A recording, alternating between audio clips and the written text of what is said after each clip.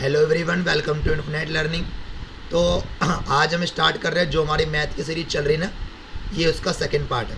First part आप लोगों ने देखा होगा, उसमें हमने काफ़ी सारे इंपॉर्टेंट क्वेश्चन करे थे। आज उसी के आगे से कंटिन्यू करेंगे।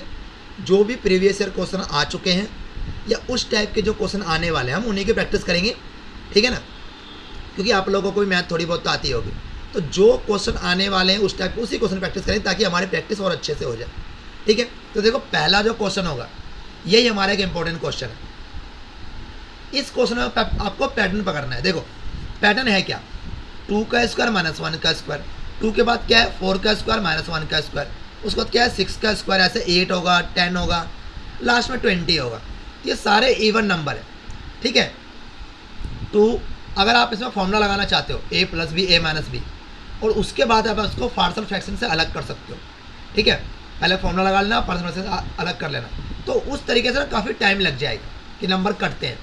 तो इससे अच्छा क्या याद रखना है, इसको ना डायरेक्टली 1/2 लिखो, इवन वाला है 1/2 लिखो सीधा। ये आपको याद रखना है 1/2 से लिखना है, बाहर 1/2 लिखना है। इन दोनों नंबर को शुरू वाले को माइनस कर देना, मतलब 1 हो जाएगा, और लास्ट वाले को प्लस कर देना, मतलब 20 + 1 21 हो जाएगा। शुरू वाले को माइनस कर देना है, लास्ट वाले को प्लस कर देना, दोनों को डिफरेंस करना, आपका आंसर आ जाएगा। आई रिपीट अगेन, आपको 1/2 लिखना है। इस टाइप के क्वेश्चन में पैटर्न चेक कर लो आप। a² माइनस b² वाला जब फॉर्मूला लग रहा होगा, इस टाइप के क्वेश्चन में 1/2 लिख के शुरू वाले को आपको माइनस करना है, डिफरेंस क्योंकि डिफरेंस कर रहे हैं, और लास्ट वाले का आपको प्लस करना है। दोनों को क्रॉस मल्टीप्लाई करके सॉल्व कर लेना, आपका आंसर आ जाएगा बहुत ही ईजिली, ठीक है। अगर आपने 12th क्लास पढ़ी होगी तो आपको पता होगा पार्शियल फ्रैक्शन क्या होता है, उससे आप अलग करके इसको सॉल्व कर सकते हैं अगर आपको ज़्यादा इसमें कुछ और करना है। अब चलो अगले क्वेश्चन में।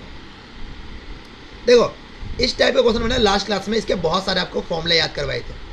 तो उसमें मैंने बताया था कि अगर x + 1/x की वैल्यू 3 है और आपको स्क्वायर पे जाना है, तो लास्ट वाले नंबर का स्क्वायर कर लो, जो ये 3 दे रखा है उसमें से -2 कर दो, 3 को स्क्वायर कर दो, -2 कर दो।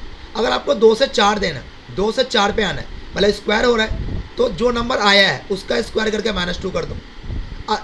जो TRE 2 में क्वेश्चन आया था ना, BPSC TRE 2.0 में, उसमें क्या था 3 से आपको 4, मतलब 1 से आपको 4 पे आना था। तो उसमें क्या करना था, पहले 3 का स्क्वायर करके -2 करके 7 आ जाना था, 7 का -2 करके 47 आ जाएगा, मतलब 49 - 2। जो अगला क्वेश्चन है ये एक और एग्जाम्पल है। मान लो x + 1x की वैल्यू क्या है 5 है, तो बताओ स्क्वायर वाला कैसे निकालोगे, इसका स्क्वायर करके -2 कर दोगे, तो कितना होगा 25 - 2 23। अगला क्या होगा x का 4 1/x का 4, मतलब इसका स्क्वायर हो रहा है, तो फिर 23 का स्क्वायर कर दो, -2 कर दो, 527 हो जाएगा, क्योंकि इसका स्क्वायर 529 होता है। इसमें पता है आपको ध्यान क्या रखना है, अगर दोनों जगह साइन सेम होता है ना, तो यहाँ माइनस का साइन होता है। साइन से मतलब सिर्फ प्लस की बात कर रहा हूँ, अगर दोनों जगह प्लस है तो माइनस करना है। अगर डिफरेंट साइन होगा, जैसे ऊपर माइनस नीचे प्लस है, तो आपको प्लस करना है, ऊपर माइनस नीचे प्लस है तो आपको प्लस ही करना है। याद रखना है, अगर साइन डिफरेंट है तो हमेशा प्लस करेंगे, और अगर प्लस प्लस का साइन है तो हमेशा, अगर माइनस माइनस हो तब वो फॉर्मूला अलग तरीके से करना है, वो थोड़ा अलग तरीके से फॉर्मूला है। अगर यहाँ माइनस आ जाएगा तो फॉर्मूला अलग तरीके से। अगर ऊपर माइनस नीचे प्लस है तो हमेशा आपको प्लस करना, मैंने फॉर्मूले में लिख रखा है, ठीक है। आप देख सकते हैं पिछले वाले वीडियो को देखें, सिंपल है। आप 3 का स्क्वायर करो, -2 करो, 7 आ गया, 7 का स्क्वायर -2 करो, 47 आ गया। इस तरीके से आप 4 से 16 पे जा सकते हैं, क्योंकि स्क्वायर करेंगे तो आप इसका 16, फिर उसका स्क्वायर करेंगे तो 256। इस तरीके से आप बढ़ सकते हैं। बस ये है कि आपको पैटर्न वाइज चलना पड़ेगा।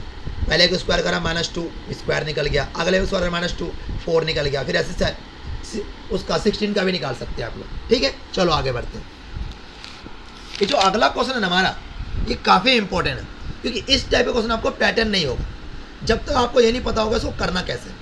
देखो इसमें ना सिंपल चीज़ याद रखना है, ये पैटर्न आपका तभी फॉलो करेगा, मैं बता रहा हूँ आपको, ये पैटर्न आपका तभी फॉलो करेगा जब दोनों जगह पावर सेम हो, बस साइन अलग अलग, साइन अलग अलग।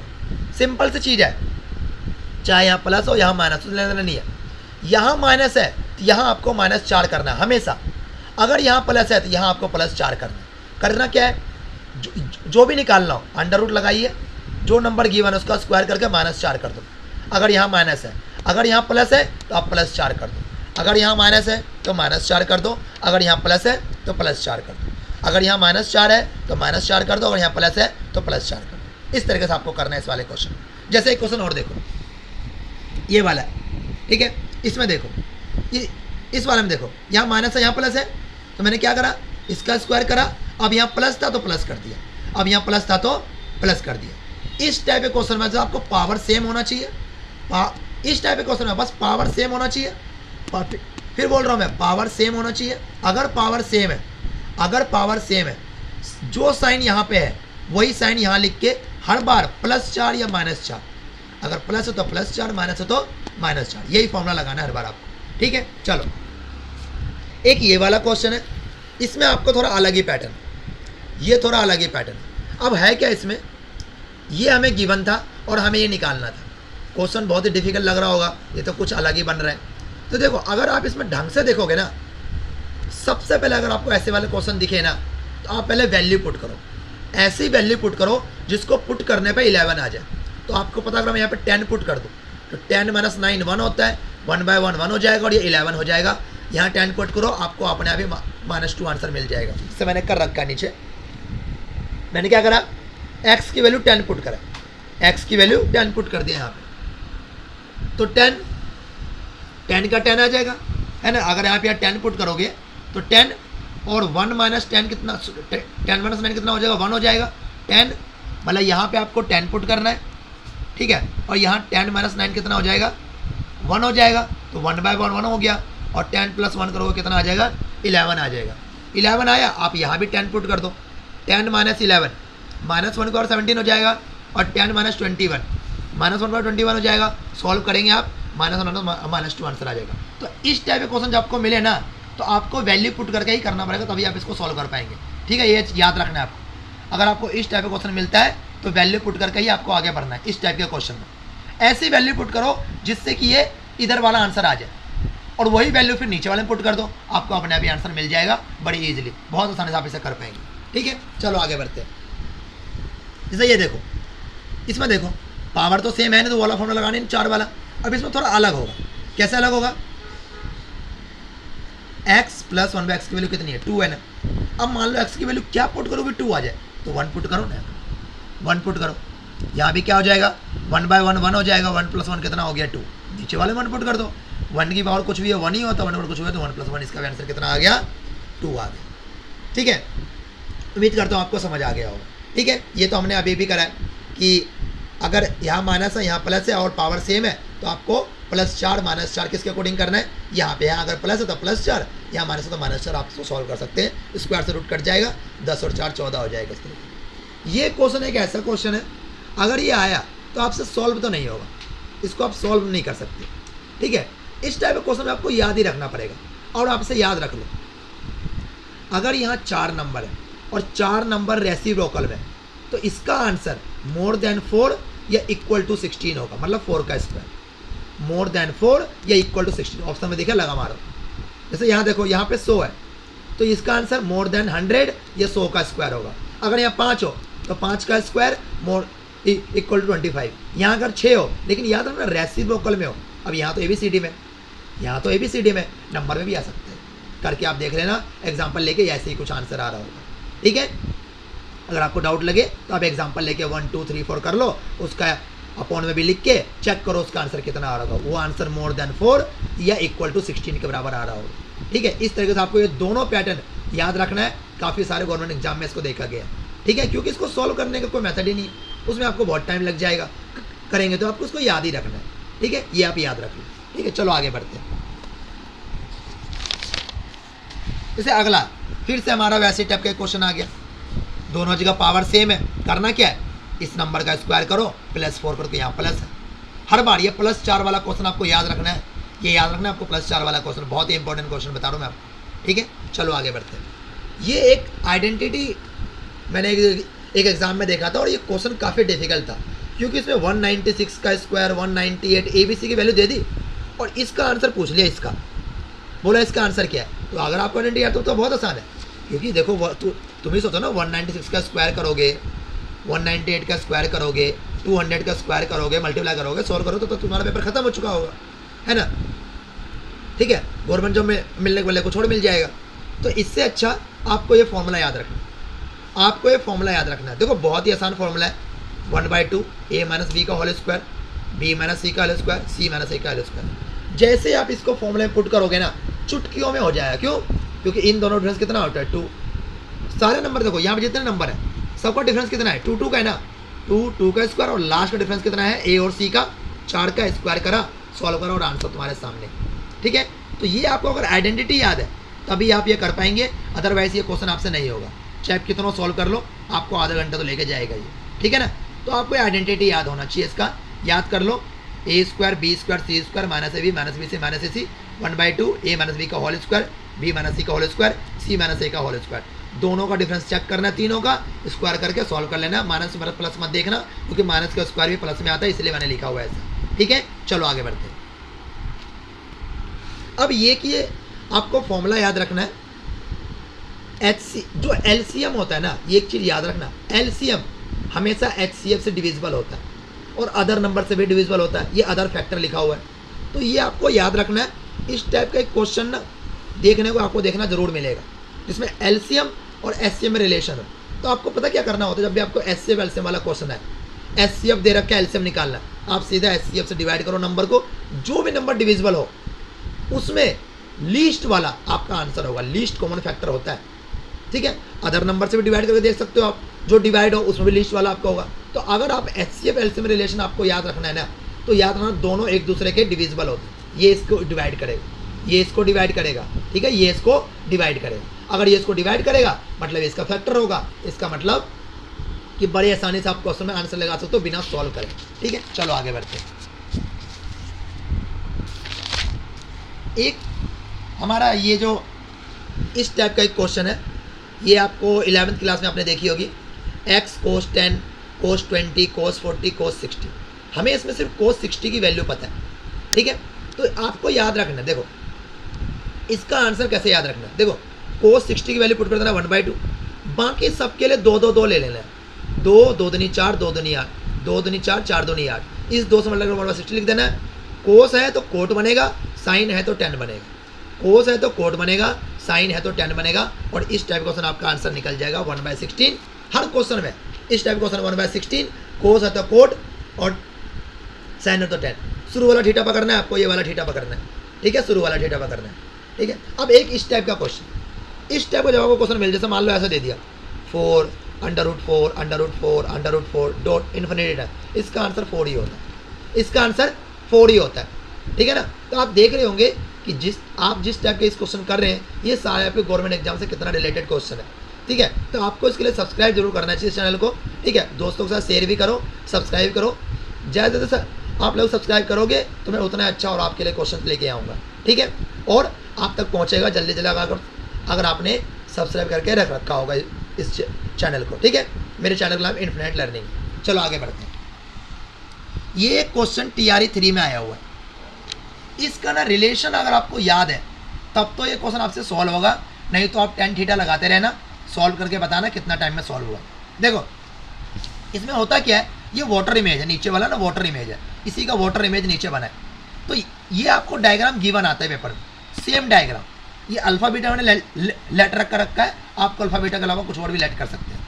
ये H है, इसी का मिरर इमेज नीचे है, तो दोनों को प्लस करके मैंने लिखा हुआ है। ये कैपिटल H निकालने के लिए आपको आएगा। देखो कैपिटल H का रिलेशन क्या होता है, ये रिलेशन होता है H साइन बीटा प्लस, एक बार तो ये ऐसा ही आ गया था कि ये रिलेशन ही बता दो, sine beta plus alpha, alpha beta दे रखा था, साइन बीटा माइनस अल्फा। ये उल्टा भी हो सकता है, जो बड़ा हो उसमें से छोटे वाले को माइनस करना, नीचे वाले में गड़बड़ मत कर देना, बड़े में छोटे वाले को minus. H sign beta plus alpha और साइन बीटा माइनस अल्फा, बस वैल्यू पुट करो। बस इसमें 60 और 30 कितना हो जाएगा 90, और 60 90 कितना हो जाएगा 30, वैल्यू पुट कर दो। साइन 90 कितना होता है 1, साइन 90 कितना 1/2, ऊपर जाकर कितना हो गया 120। ठीक है, तो अभी बस उतने दोनों को प्लस करके 120 लिख देना डायरेक्टली। ठीक है, ये क्वेश्चन हो गया। क्या पता कोई और वैल्यू हो, तो आपको ये याद रखना है, यहाँ पे थीटा कुछ और भी हो सकता है, उस हिसाब से वैल्यू बदल भी सकता है। तो आप अगर आपको ये फॉर्मूले याद है तो आप इस क्वेश्चन को बड़ी आसानी से सॉल्व कर पाओगे। ठीक है, तो आपको ये फॉर्मूले और इस ड्राइंग को याद रख लो अच्छे से, मतलब ये वाला इमेज आपको याद रखना है। अगर आपको दिखा तो ये वाला फॉर्मूला आपको याद रखना है, H साइन बीटा और साइन बीटा माइनस अल्फा। ठीक है, चलो आगे बढ़ते हैं। ये आपको कुछ CP और SP के कुछ फॉर्मूले हैं जो मैंने लिख रखे हैं, जो आपको याद होने चाहिए। प्रॉफिट का फॉर्मूला ऐसे मैंने CP का पता होगा, लॉस का CP माइनस SP होता है, डिस्काउंट का MP माइनस SP होता है, प्रॉफिट परसेंट हो या लॉस परसेंट दोनों CP पे निकलता है और डिस्काउंट MP में निकलता है।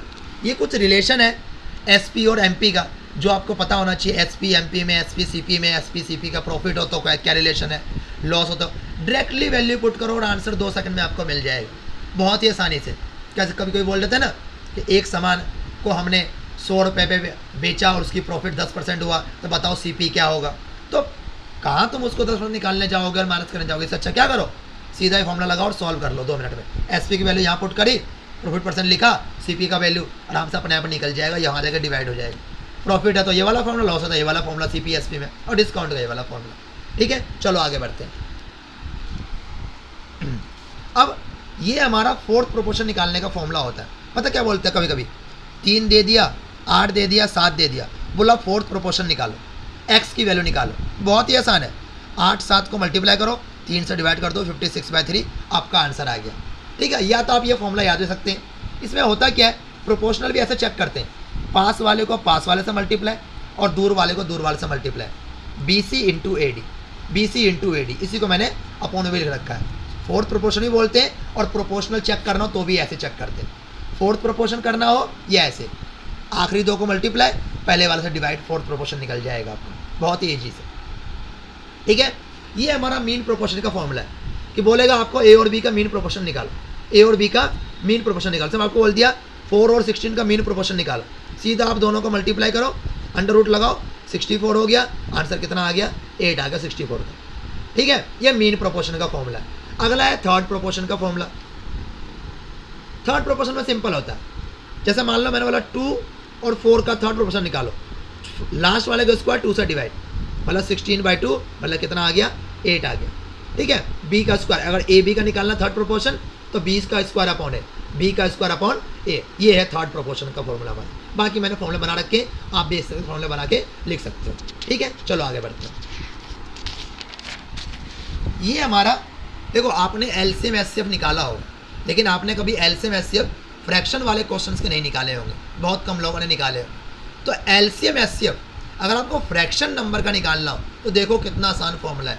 अगर LCM निकालना है तो LCM अपॉन SCF, ऊपर वाले नंबर जो न्यूमरेटर में है जिसको आप अंश बोलते हो, अंश वाले का LCM निकाल लो और हर वाले का SCF निकाल लो, मतलब न्यूमरेटर का LCM निकाल लो और डिनोमिनेटर का SCF निकालो। SCF में उल्टा है, न्यूमरेटर का SCF मतलब अंश का SCF, इसको अंश बोलते हैं हिंदी में और इसको हर बोलते हैं। ठीक है, तो नीचे वाले का LCM निकाल लो, सिंपल याद रखना।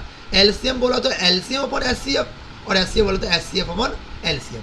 आपने 9th में पढ़ी होगी टर्मिनेट नॉन टर्मिनेट, और जो लोग 10th में पुराने वाले सब्जेक्ट होंगे, पुराने वाले बुक होंगे, उनको पता होगा टर्मिनेट नॉन टर्मिनेट कैसे पता लगाते हैं। नीचे वाले नंबर का क्या निकालो, फैक्टर करो, अगर उसमें 2 5 के अलावा कोई भी नंबर आ रहा है तो नॉन टर्मिनेट, और सिर्फ 2 5 आ रहा है तो टर्मिनेट। कभी कभी क्या होता है, कोई और नंबर आया ऊपर वाले से कट जाता है तब भी टर्मिनेट होगा। 2 5 के अलावा नीचे कुछ नहीं बचना चाहिए, 2 5 नीचे कुछ नहीं बचना चाहिए, ये आपका टर्मिनेट का फॉर्मूला होता है। अगर 2 5 आया तो आप बोल दो सीधा टर्मिनेट है। टर्मिनेट मतलब शांत है, इसको शांत बोलते हैं। शांत अशांत आपने पढ़ी होगी 9th क्लास में।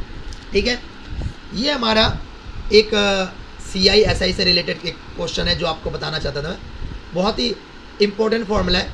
इसमें पता क्या होता है, इसमें ना आपको रेट ऑफ इंटरेस्ट गिवन होता है, टाइम गिवन होता है।